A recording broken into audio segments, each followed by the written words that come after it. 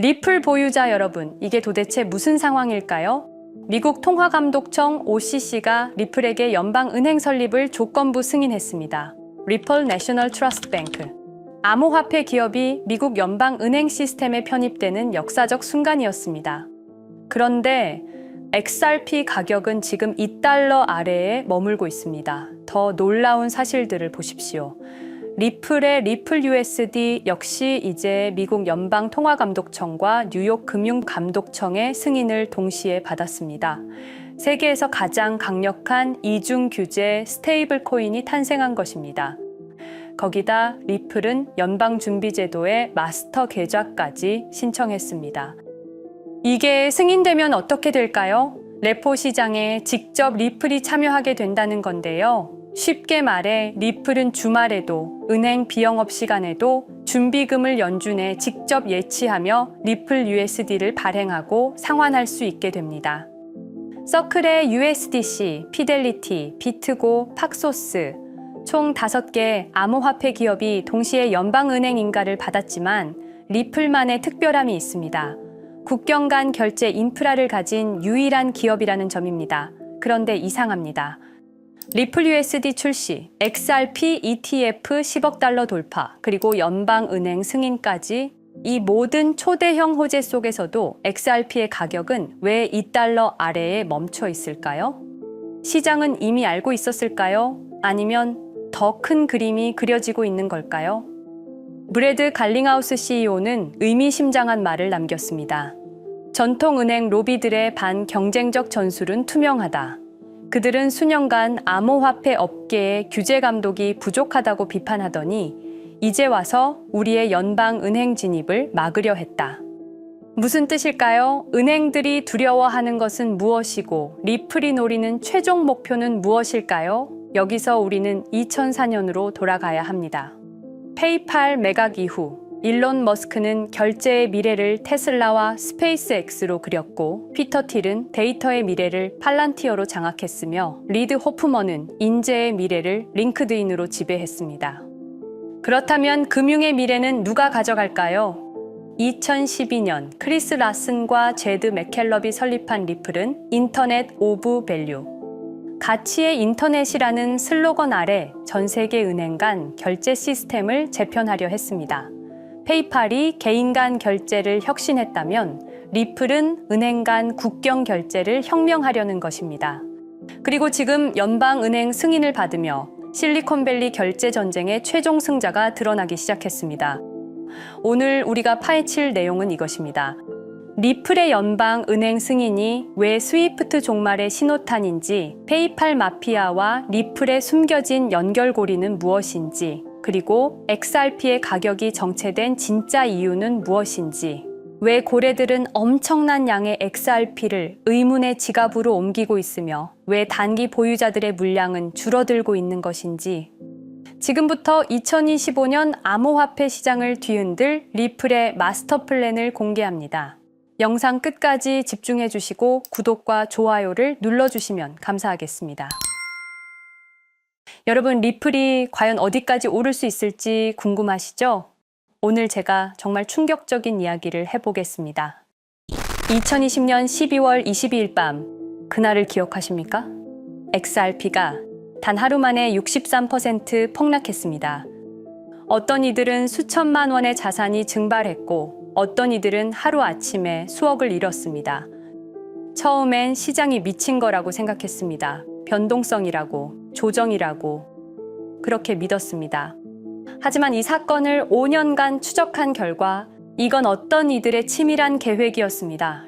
리플 가격은 4년간 철저하게 짓눌려 있었습니다. 그리고 더 충격적인 건 2025년 8월 그 암살자가 다시 나타났다는 겁니다.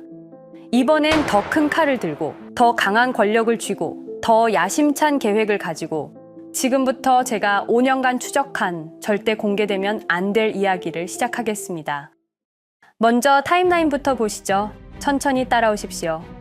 2020년 12월 22일 오후 9시 30분 SEC 의장 제이 클레이튼이 XRP 기소를 전격 발표합니다. 그의 임기 종료까지 남은 시간 단 12시간. 12월 23일 오전 9시 클레이튼 SEC 의장직에서 사임합니다. 여기까지는 그럴 수 있다고 칩시다. 임기 끝나고 퇴임하는 거 이상할 건 없죠. 그런데 12월 24일 크리스마스 이브 아침입니다. 퇴임한 지 단 하루 만에 클레이튼이 새 직장으로 옮겨갑니다. 월리버 에셋 매니지먼트 자문으로. 잠깐만요. 이 회사가 뭘 하는 곳인지 아십니까? 비트코인과 이더리움에 8천억 원을 투자한 회사, 그러니까 리플과 직접적인 경쟁을 하는 회사에 베팅을 한 겁니다. 다시 한번 정리하겠습니다. XRP를 기소하고 다음날 사임하고 그 다음날 리플의 경쟁사에 투자하는 회사로 갔습니다. 이게 정상입니까? 윤리적으로 문제는 없습니까? 법적으로 괜찮은 겁니까? 하지만 진짜 소름 끼치는 건 이제부터입니다. 블록체인은 모든 걸 기록합니다. 그리고 그 기록을 추적해보니 기소 발표 18시간 전인 12월 22일 새벽 3시 누군가 움직이기 시작했습니다. 대량의 XRP가 조심스럽게 하지만 확실하게 매도되기 시작합니다. 뉴스가 나오기 전, 세상이 알기 전, 폭락이 시작되기 전 누군가는 이미 알고 있었습니다. 이 시점에서 저는 의문을 품었습니다.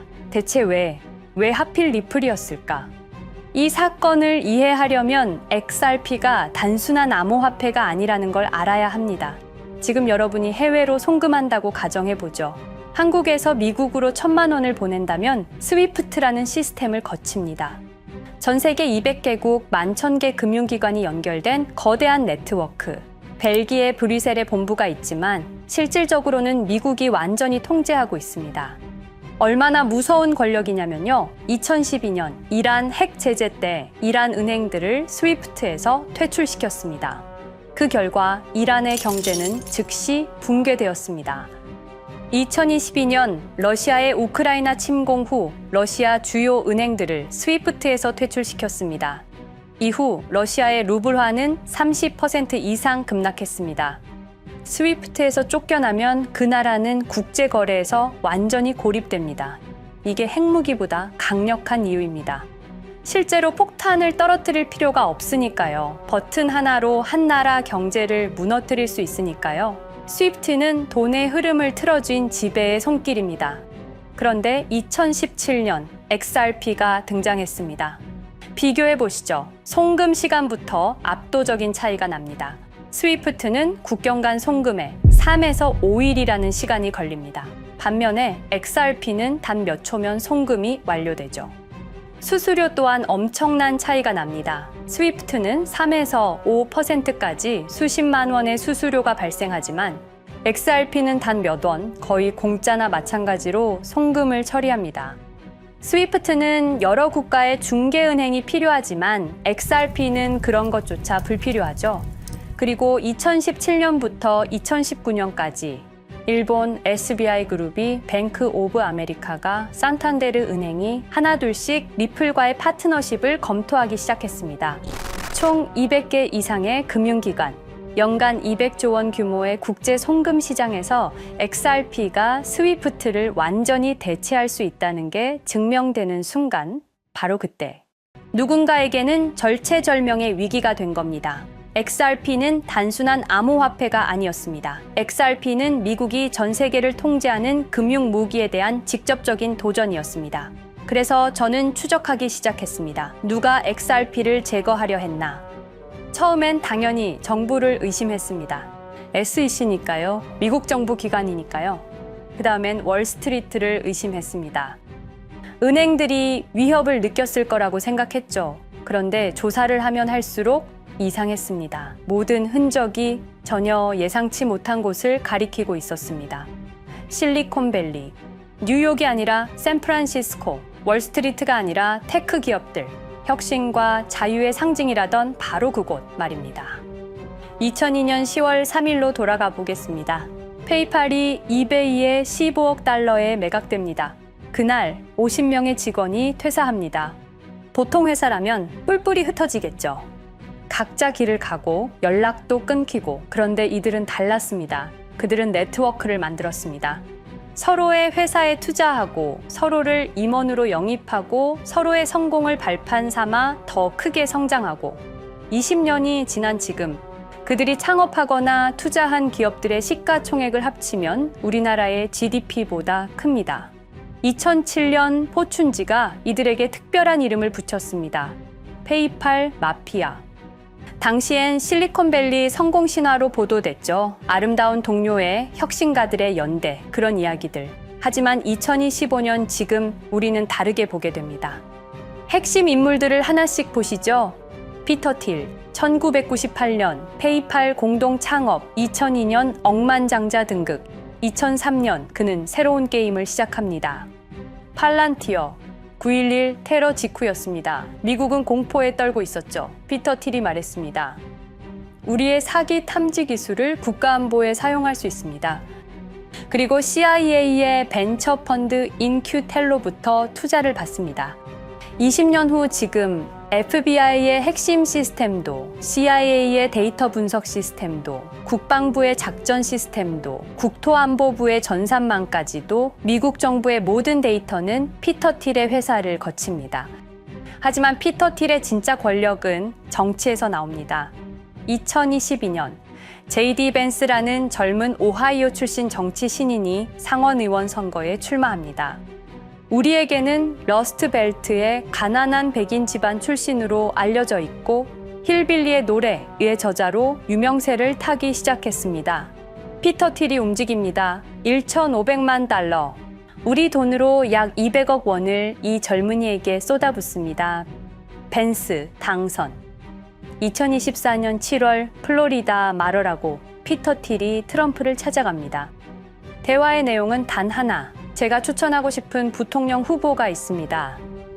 2025년 1월 20일 JD 벤스 미국 48대 부통령 취임.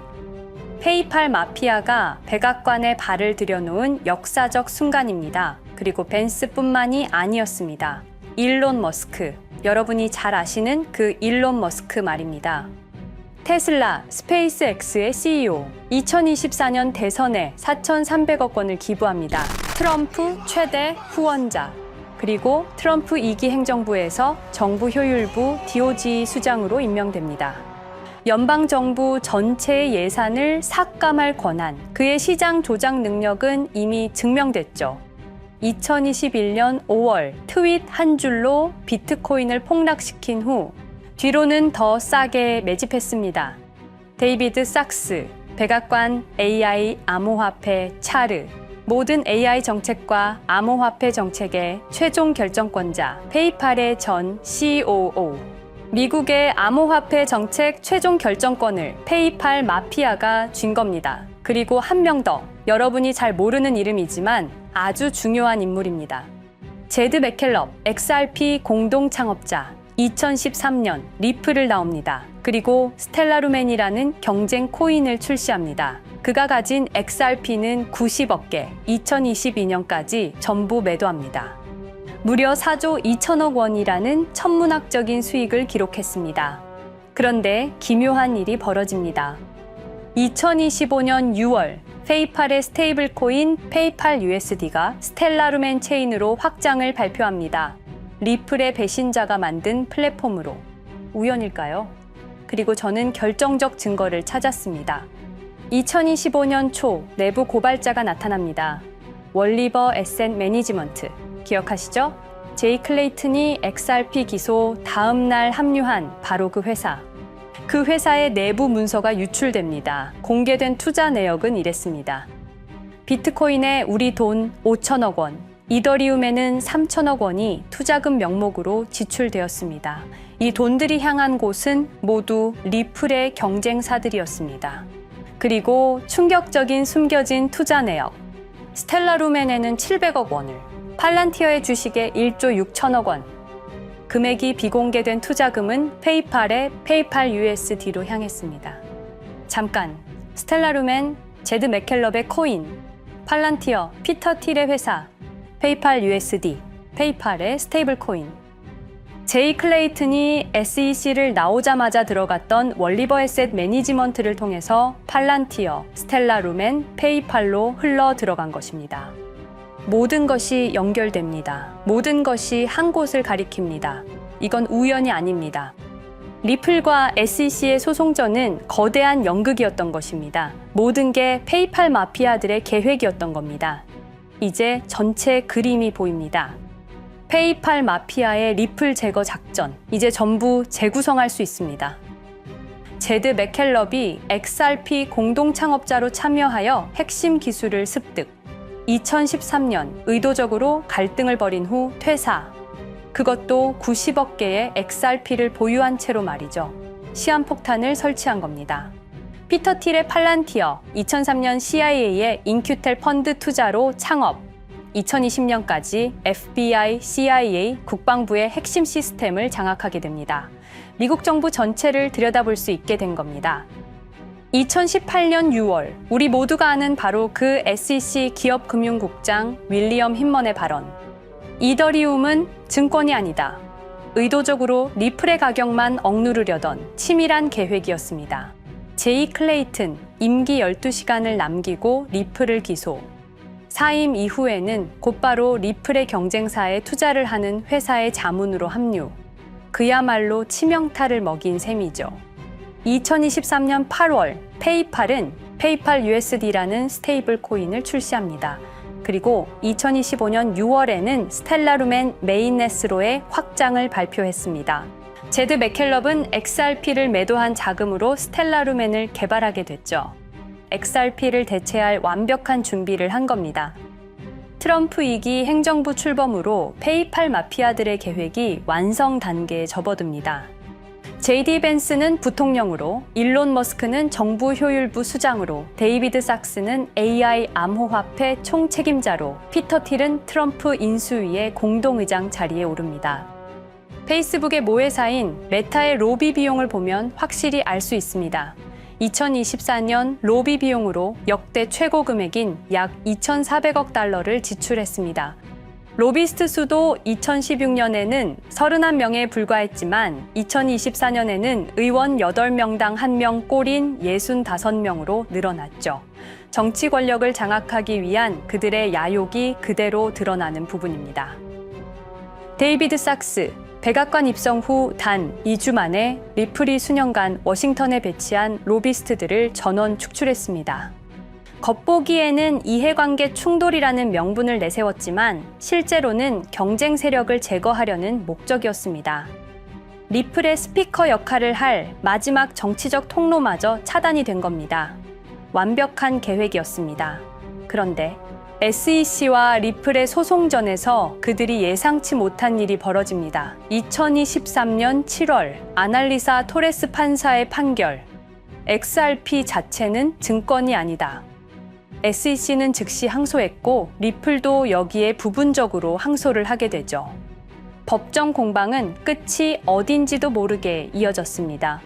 그리고 2025년 8월 놀랍게도 양측 모두 항소를 취하합니다. 5년 동안의 전쟁이 드디어 끝이 나게 된 순간이었습니다. 리플은 승리했습니다. XRP 가격은 무려 5,000원에 근접하게 상승했고 수많은 자산 운용사들의 XRP, ETF 신청 물결이 이어졌습니다. 그리고 리플은 히든로드를 12억 5천만 달러의 인수, 리플 프라임이라는 이름으로 새롭게 출범시켰습니다. 스테이블 코인 리플 USD는 출시 1년 만에 시가총액 10억 달러를 돌파하는 기염을 토합니다. 현재 리플의 기업 가치는 400억 달러 이상으로 평가받고 있습니다. XRP는 죽지 않았습니다. 5년 동안 억눌렸던 것이 폭발적으로 성장하기 시작합니다. 투자자들이 돌아오고 은행들이 재접촉하고 파트너십들이 재개되고 우리가 이긴 건가? 정의가 승리한 건가? 아니었습니다. 2025년 8월 18일 XRP 승리 발표 불과 10일 후 뉴스가 터집니다. 제이 클레이튼 맨해튼 연방검사로 정식 임명. 5년 전 XRP를 기소했던 바로 그 사람. 이번엔 연방검사로 돌아왔습니다. 월스트리트의 보안관이라 불리는 미국에서 가장 강력한 검사직. 형사 기소권, 월스트리트 전체 감시 권한, 금융범죄 수사 총괄. 더 큰 칼을 들고 돌아온 겁니다. 그리고 2025년 11월 트럼프 대통령의 발표, 제이 클레이튼을 앱스타인 사건 수사 책임자로 임명합니다. 잠깐, 왜 하필 클레이튼일까요? 왜 XRP 소송이 끝나자마자일까요? 왜 지금일까요? 그리고 그는 다음엔 누구를 조준할까요? 리플은 부활했습니다. 하지만 페이팔 마피아는 멈추지 않았습니다. 2025년 상반기, 이상한 패턴들이 포착되기 시작합니다. 일론 머스크의 행동이 변합니다. xAI에 추가 투자가 급증했고 테슬라 AI 개발에 급가속을 하기 시작했습니다. 그리고 이상하게도 특정 AI 기술에 대한 공격적 언급이 증가했습니다.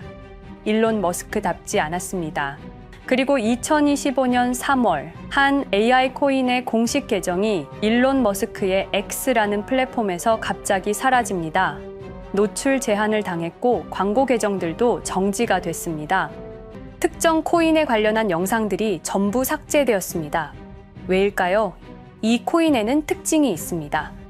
진짜 AGI 구현 가능한 탈중앙화, AI 네트워크로 평가받고 있는데 초당 수십억 단위의 연산 처리가 가능한 정도입니다. 수백만 개의 노드가 연결된 분산 뉴럴 네트워크, 이건 테슬라도 구현하지 못했습니다.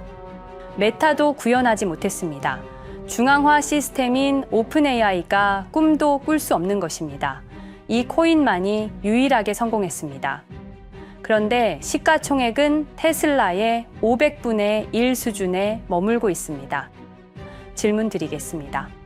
이렇게 혁신적인 기술인데 왜 플랫폼에서 차단을 당하고 검색조차 되지 않으며 알고리즘에서 철저하게 배제당하고 가격은 또 왜 이렇게 낮은 걸까요? 답은 하나입니다. 그들이 지금 사고 있기 때문입니다. XRP 때와 똑같은 패턴입니다. 역사는 반복되고 있습니다.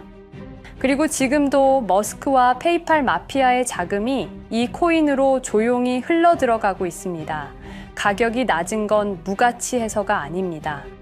리플이 그랬던 것처럼 그들이 움직이고 있기 때문입니다. 저는 이 AI 코인의 정체를 여기 유튜브에서 공개하려 했습니다. 하지만 치명적인 문제가 있습니다. 유튜브, 2005년 페이팔에서 나온 3명의 남자가 만들었습니다. 체드 헐리, 스티브 첸, 자베드 카림. 여러분이 지금 보고 계시는 이 유튜브라는 플랫폼조차도 모두 페이팔 마피아 출신의 감시망 안에 있습니다. 그리고 X는 일론 머스크가 소유하고 있습니다. 페이스북은 피터 틸의 첫 외부 투자로 시작했습니다. 그들은 플랫폼을 소유하고 있습니다. 백악관도, SEC도, FBI, CIA 계약도, 주요 SNS 플랫폼도 모두 그들 손안에 있습니다. 이전에 제가 이 코인을 공개한 영상이 있었습니다. 그러나 그 영상은 바로 삭제됐고 채널도 정지됐습니다. 가이드라인 위반은 전혀 없었습니다. 그냥 사라졌습니다. 불편한 진실이 다뤄질 때마다 이런 일이 반복됐습니다. 하지만 한 가지는 분명합니다. 5년 전 XRP 투자자들은 속수무책이었습니다. 그런데 그들은 포기하지 않고 5년을 버텼습니다. XRP는 부활했고 포기하지 않는 사람들은 큰 수익을 얻었습니다.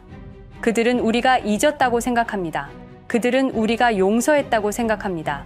그들은 우리가 포기했다고 생각합니다. 역사를 기억하는 자가 역사를 만듭니다. 자, 이제 질문하겠습니다. 역사는 지금 이 순간에도 반복되고 있습니다. 똑같은 패턴으로, 똑같은 방법으로 또다시 당할 수만은 없습니다. 그들에게 리플이 당했던 것과 똑같은 패턴으로 가격이 짓눌리고 있는 이 코인은 리플이 그랬던 것처럼 결국 모든 걸 이겨내고 상승할 수밖에 없을 것입니다. 그들의 계획을 미리 예측해서 우리가 조금이라도 더 빨리 움직인다면 우리는 도지코인, 시바이누를 초기에 매수했던 사람들처럼 상상할 수도 없는 수익을 올릴 수 있을지도 모릅니다. 저는 오늘 이 코인을 여러분께 공개하겠습니다. 단, 유튜브의 스크립트, 작성 기능 때문에 직접적으로 언급할 수는 없습니다. 영상 설명란과 고정 댓글에 있는 링크를 통해 간단한 양식을 작성해 주시는 모든 분들께 이 코인을 알려드리도록 하겠습니다. 선택은 여러분의 몫입니다. 아무것도 하지 않으면 아무 일도 일어나지 않습니다. 행동하십시오. 그러면 여러분의 인생은 바뀌게 될 겁니다. 긴 영상 시청해주셔서 감사드리고 궁금하신 점은 댓글을 통해 말씀 주시면 제가 성심성의껏 답변해 드리도록 하겠습니다. 감사합니다.